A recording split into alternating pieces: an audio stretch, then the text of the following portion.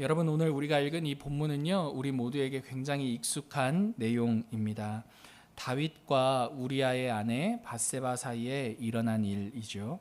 다윗과 밧세바 사이에 일어난 이 일은요, 참 매우 비극적인 일 중에 하나인데요. 여러분, 이 일은요, 죄가 무엇인지에 대해서 우리가 다시금 생각해 보게 하고, 그리고 그 죄가요, 우리 안에 어떻게 작동하는지에 대해서 말해 줍니다.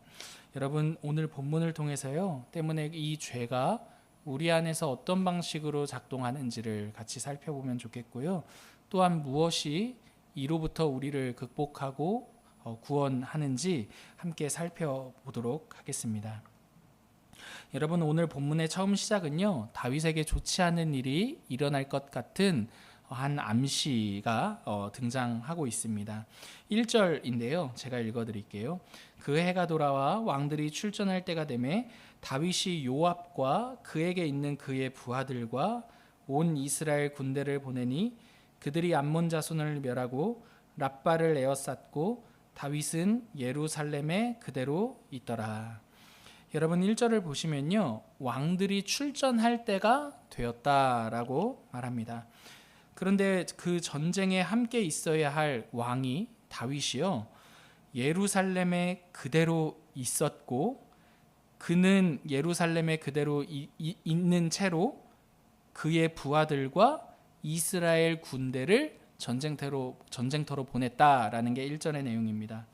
여러분, 1절에서 말하고 있는 이 다윗의 모습은요, 이전과 굉장히 많이 달라져 있다라는 것을 말해주고 있습니다. 왜냐하면요, 여러분, 다윗은요, 지금 그 부하들에게 자신의 권력을 행사하고 있기 때문입니다. 어떻게 권력을 행사하고 있습니까? 말로써 권력을 행사하고 있습니다. 다윗은요, 자신이 함께 해야 할 전쟁에 참전하지 않았습니다. 그는요, 그의 부하들을 말로써 전쟁터에 보냈습니다. 다윗은 자신의 부하들을 전쟁터로 보낸 뒤 저녁이 되어 한가로이 왕궁 옥상을 거닐었습니다. 그때 여러분, 우리가 잘 아는 것처럼 목욕을 하는 한 여인을 보게 되는데 그게 누구입니까? 바로 밧세바입니다. 밧세바를 본 다윗에 대해서 2절은 이렇게 말하고 있어요. 한 여인이 목욕을 하는데 심히 아름다워 보이는지라. 다윗이 목욕하는 한 여인을 보았고 보고 난 뒤에 무엇이라고 느꼈습니까? 심히 아름다워 보였다라고 말합니다.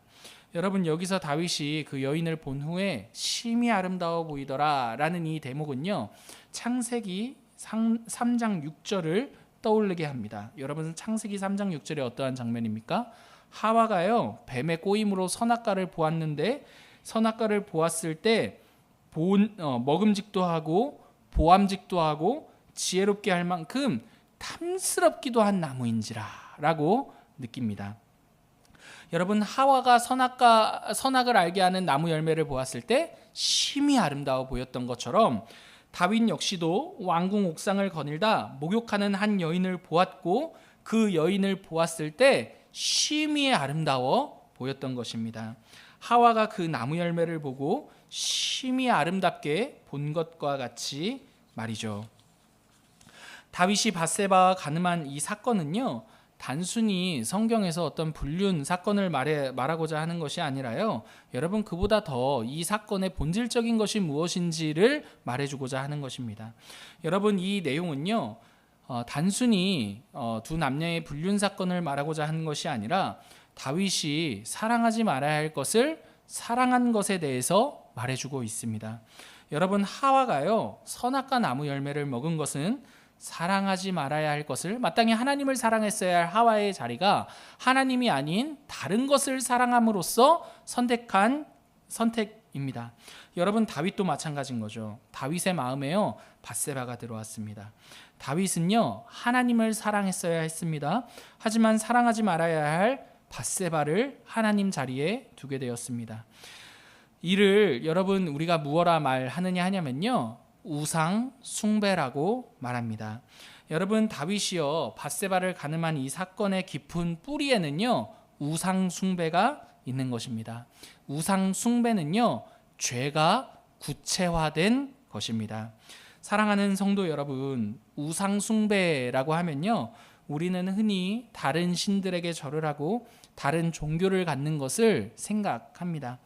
하지만 여러분, 우상 숭배가 무엇입니까? 오늘 본문을 통해 우리가 보아 알 수 있는 것처럼요, 우상 숭배란 사랑하지 말아야 할 것을 사랑하는 것입니다. 하나님을 사랑해야 할 사람이 하나님을 사랑해야 할 그 자리에 하나님이 아닌 다른 대상을 올려두는 것이 바로 우상 숭배입니다.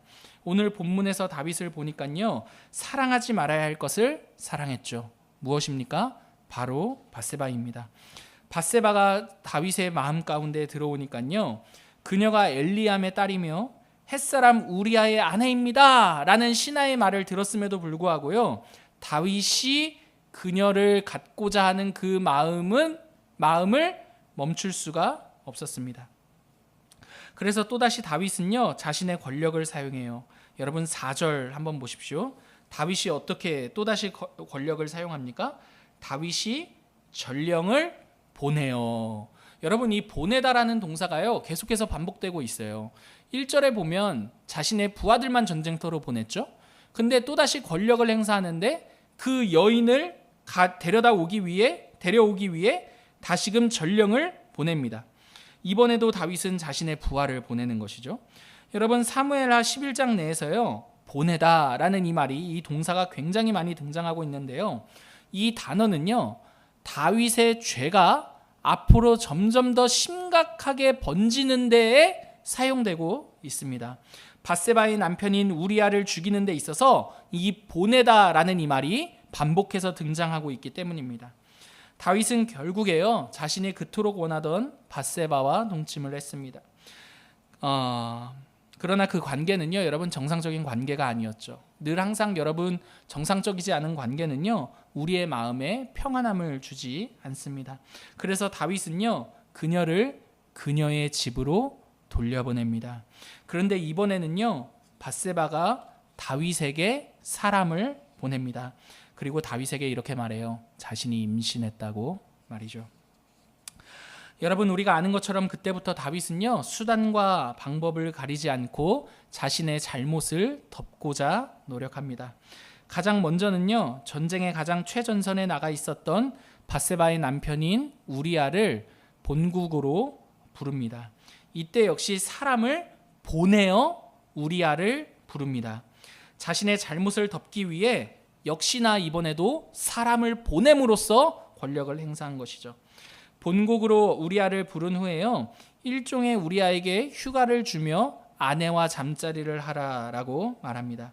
그러나 우리아는 이를 거절하죠. 자신의 동료들이 전쟁을 치르는데 어떻게 자신만 그렇게 할 수 있겠느냐라고 말합니다. 우리아로 하여금 아내와 잠자리를 가지게 해서 자신의 잘못을 덮으려고 했던 다윗의 모든 계획이 수포로 돌아갔습니다. 그러자 다윗이 두 번째 계획을 진행합니다. 근데 이 계획은요, 굉장히 잔인합니다.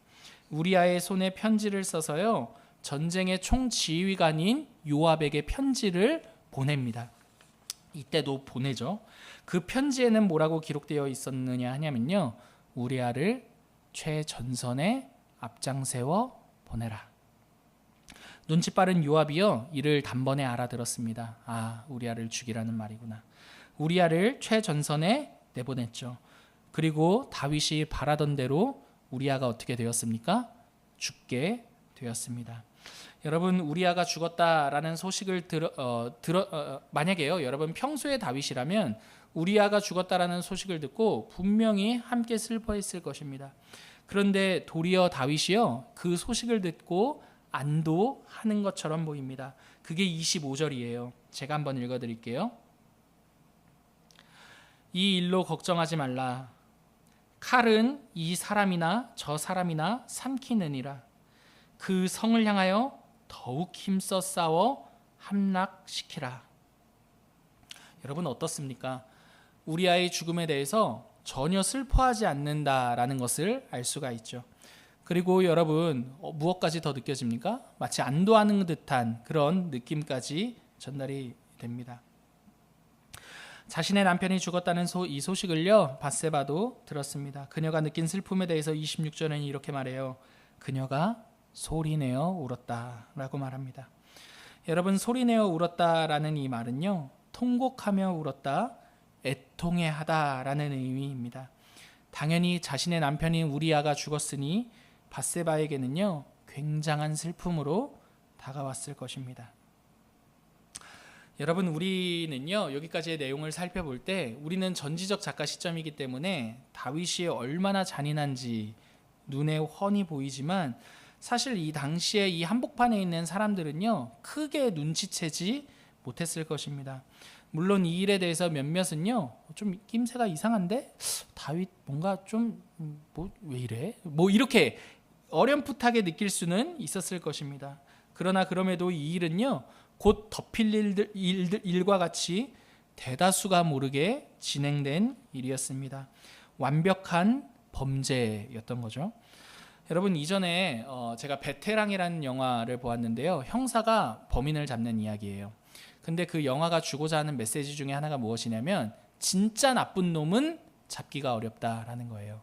왜 진짜 나쁜 놈은 왜 잡기가 어렵지? 이렇게 생각해 보니까 그 감독이 뭐라 그러냐면 진짜 권력을 가지고 나쁜 짓을 하는 사람은 잡을 수가 없다라는 거예요. 그게 그 베테랑 영화에서 꼬집고자 하는 우리 사회의 한 단면이었다라는 인터뷰를 보았습니다. 여러분, 지금 다윗이 그러한 자리에 서 있는 것입니다. 아무도요 다윗에게 뭐라 할 수 있는 사람이 없어요. 왜죠? 다윗에게는 권력이 있었기 때문입니다. 여러분, 이 잔인한 내용 있잖아요. 우리아가 죽기까지의 이 내용을 가만히 보십시오. 다윗이 말로만 다 했습니다. 사람을 보냈고요, 우리아를 오라 그랬고요, 우리아를 보냈고요, 그리고 그곳에서 우리아를 죽게 만들었죠. 어찌 보면요 다윗의 손에는 피 한 방울 묻히지 않고, 그리고 너무나 자연스러운 상황인 것처럼 이 모든 일들을 자신의 권력을 가지고 만들었더라는 말입니다. 굉장히 잔인한 일을 말이죠. 여러분, 다윗은요 자신이 가진 권력을 가지고 한 여인을 범했고요, 그 여인의 남자는 그 여인의 남편은 자신의 그냥 말들로 손에 피 한 방울 묻히지 않고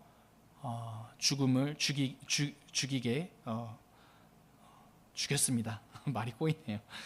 여러분, 이 한 가정의 비극을 가져다 준 사건이 바로 지금 이 사건이라는 거죠. 여러분, 굉장히 놀라운 일입니다. 사실은 여러분, 우리가 사회에서 사회생활을 할 때 정말 저런 악한 놈이 있나, 나쁜 놈이 있나라고 손가락질하는 그 사람보다 사실은 더 악한 일을 행한 사람이 바로 다윗이라는 것을 알 수가 있습니다. 여러분, 한번 생각해 보십시오. 이렇게 잔인한 이 사건, 이렇게 정말 우리가 생각지도 못했던 그 다윗이 행했던 이 정말 악랄한 이 사건, 이 모든 이 비극적인 일들의 시작점이 어디로부터였습니까? 바로 우상 숭배로부터 시작된 일이었습니다. 사랑하지 말아야 할 것을 사랑하게 될 때 일어난 일이라는 말입니다. 사랑하는 성도 여러분, 이렇게 우상 숭배는요 그러니까 나 자신만이 아니라 우리의 주변 이웃의 삶까지도 파국으로 몰고 가는 힘이 있다라는 것을 알아야 합니다. 여러분, 10계명을 보면요 제일 계명, 여러분이 아는 것처럼 이렇습니다. 하나님께서 말씀하세요. 너는 나 외에 다른 신들을 너에게 두지 말라라고 말입니다. 여러분, 하나님께서 이스라엘에게 주신 제일 된 계명은 무엇입니까? 바로 우상 숭배와 관련된 말씀이었어요. 하나님 외에 다른 것들을 사랑하지 말라라는 그 말씀을 가장 첫 계명으로 주셨더라는 말입니다. 여러분, 하나님께서요 이렇게 우상 숭배와 관련된 이 계명을 가장 먼저 주신 이유가 있습니다. 사람은요 자신이 사랑하는 그 대상을 따라 행동하는 존재이기 때문입니다. 여러분, 다윗을 보시기 바랍니다. 다윗의 사랑의 그 대상에 밧세바가 들어왔습니다. 밧세바를 간절하게 원하게 되었습니다. 그 마음 한복판에 밧세바가 없으면 안 될 것처럼 되어버렸습니다. 그러자 여러분, 그 밧세바를 중심으로 모든 결정과 모든 선택이 일어났습니다. 그게 오늘 본문의 이 비극적인 내용이 되는 것이죠. 제일 된 계명이 무너지자 자연스럽게 나머지 계명들도 무너졌다라는 것을 여러분 눈치채셨을까 모르겠습니다. 6번째 계명부터 10계명까지의 내용입니다. 살인하지 말아라, 간음하지 말아라, 도둑질하지 말아라, 거짓말하지 말아라, 내 이웃의 집을 탐내지 말아라. 여러분 1계명이 무너지자 6계명부터 10계명까지의 그 모든 내용이 다윗의 삶 속에서 무너져 내렸습니다. 우리아를 죽였습니다. 살인했죠. 밧세바와 간음을 했습니다. 간음을 했죠. 우리아의 것을 빼앗았습니다. 도둑질을 했죠. 그 집의 소유와 아내를 탐했죠. 우리아를 죽이기 위해 거짓말을 했습니다. 하나님께서요, 하나님 외에 다른 신들을 두지 말라라고 말씀하셨는데 다윗의 마음 한복판에 하나님이 아닌 밧세바가 들어오고 나니 그 모든 계명이 무너지게 되었던 것입니다. 사랑하는 성도 여러분, 우상 숭배는요, 꼭 기억하십시오. 우리에게 비참한 최후를 가져다 줍니다. 하나님께서 쪼잔하셔서요, 너 나 외에 다른 신들을 섬기지 마, 여러분 이렇게 말씀하시는 것이 아닙니다. 사람은요, 내가 사랑하는 그 대상을 따라 행동하게 되어 있기 때문입니다. 여러분, 우리가 다윗을 통해 보았을 때 다윗이 밧세바를 사랑함으로써 밧세바 때문에 일어난 잘못된 다른 하나님이 아닌 다른 우상이 들어옴으로써 일어난 비극적인 일들을 보았을 때, 여러분, 하나님께서 나 외에 너는 다른 신들을 두지 말라라고 말씀하시는 것은요, 여러분, 하나님께서 간곡하게 요청하시는 하나님 편에서의 명령과 요청이라는 것을 알 수가 있습니다. 왜요? 너희가 만약 다른 우상들이 너희의 사랑의 대상이 된다면 너희는 그 다른 우상이 사랑하는 대로 너희의 삶을 방탕하게 살게 될 것이기 때문인 거죠.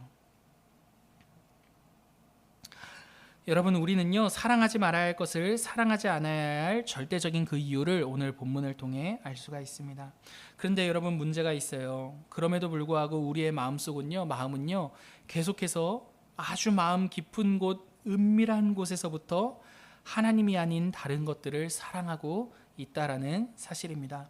그래서 여러분, 종교개혁자 칼빈이 이렇게 말해요. 사람의 마음은 우상 공장과 같다. 여러분, 그렇지 않습니까? 우리의 마음은요, 날마다 우리가 사랑하는 하나님 외의 다른 우상들을 계속해서 찾고 갈구하고 만들어낸다라는 것을 알 수가 있습니다. 여러분, 이 지점에서 우리가 이런 질문을 던져야 할 것 같습니다. 그렇다면 여러분, 우리가 어떻게 하면 이 우상 숭배로부터 이 우상을 숭배하는 우리 마음의 이 사랑의 대상, 그 사랑의 대상을 온전히 되찾을 수 있으며 이러한 우상 숭배를 멈출 수 있느냐는 말이죠. 여러분, 오늘 본문과 이어지는 사무엘하 12장에서는요, 다윗이 이 자신의 우상 숭배를 멈추게 되는 장면이 등장하고 있습니다. 12장 1절을 제가 읽어드릴게요. 제가 읽겠습니다. 여호와께서 나단을 다윗에게 보내시니. 한 번 더 읽겠습니다. 여호와께서 나단을 다윗에게 보내시니. 여러분, 하나님께서요, 다윗에게 나단을 보내셨습니다. 여러분, 여기서 보내다라는 말이 한 번 더 반복되고 있는 거예요. 여러분, 이 보내다라는 이 말은요, 우연으로 사용된 단어가 아닙니다. 여러분, 우리가 살펴본 것처럼 이 보내다라는 말을 자주 쓴 사람은요, 바로 다윗이었습니다.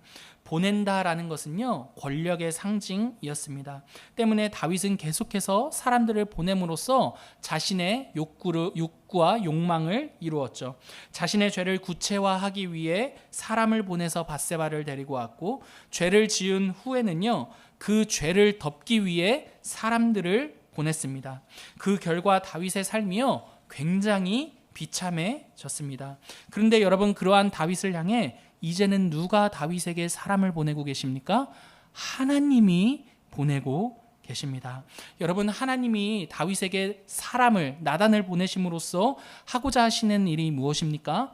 다윗을 다시금 회복시키는 일입니다. 하나님께서 사람을 보내시는 것은요, 다윗과 같지 않더라는 말입니다.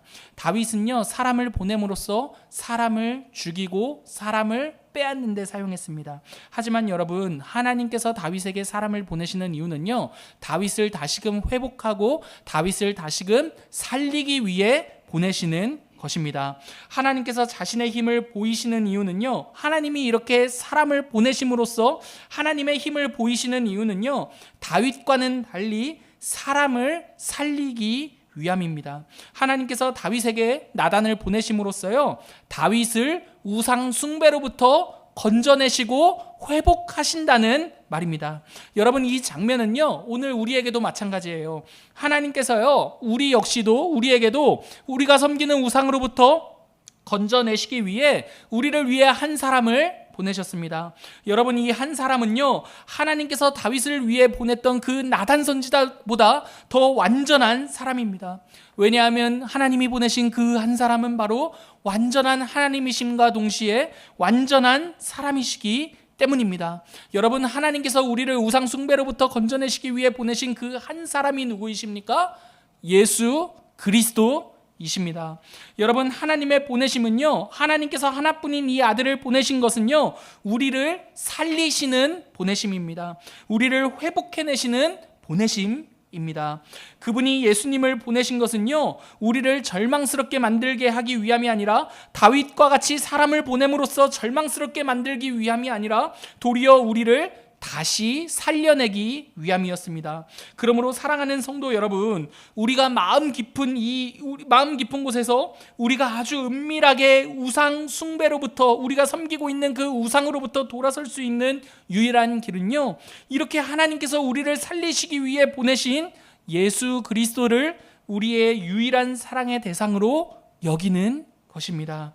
사랑하는 여러분, 예수께서요, 우리를 위해 자신의 생명을 내어주셨습니다. 여러분 때문에 우리는 예수 그리스도의 생명 안에서요, 새로운 존재가 되었습니다. 하나님께서 보내신 예수 그리스도 안에서요, 여러분 기억하십시오. 우리는 더 이상 우리가 만들어내 놓은 그 우상을 가지고 만족할 수도 없으며, 그 우상을 사랑하는 삶을 기뻐하며 살아갈 수가 없습니다. 여러분, 그 안에서 새로운 존재가 된 우리는 어떠한 존재입니까? 우리를 사랑하신 하나님 예수 그리스도만을 사랑하며 살겠다 다짐하는 삶입니다. 그러므로 사랑하는 성도 여러분, 우리의 신앙의 여정 가운데 우리가 아주 은밀하게 섬기고 있는 그 우상이 있다면, 여러분 오늘 이 시간 우리를 위해 자기 자신을 내어주신 예수 그리스도께로 그 마음을 내어놓으시기를 바랍니다. 그리고 우리 사랑의 유일한 대상을 예수 그리스도로 삼으시기를 바랍니다. 그리고 그러한 우리의 삶이 되게 해달라고 함께 기도하는 이 저녁이 되기를 간절히 기도합니다. 우리에게